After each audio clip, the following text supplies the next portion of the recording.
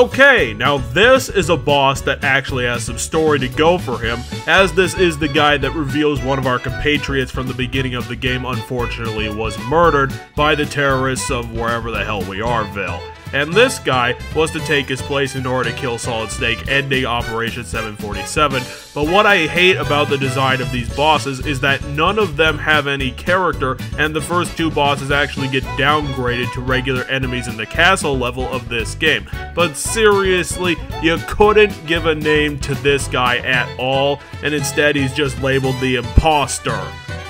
Whatever. This is the boss battle where Ultra starts stepping into original Sin level of design bullshit, because the Imposter attacks using claymores, which launch a shrapnel spread at Solid Snake, and this would be fine if we were fighting in, say, the hallway arena of Sniper Wolf's first battle in 3D, but here we are in a 2D boxcar with such terrible perspective that you might take damage from the shrapnel above you simply because it grazed your character's head. This guy throws out claymores every 3 seconds, so that whole avoid the shrapnel thing doesn't work because we don't have any possible way to predict the shrapnel's path, too little time to move correctly, and finally we still have to deal with the fucking dumbass pitfall in the middle of the room, which is one of the most cunting shit perimeter hazards I've ever had the displeasure of putting up with. The Imposter battle had something going for him, especially since he was equipped with the power armor as well, and could have been throwing boulders or some shit.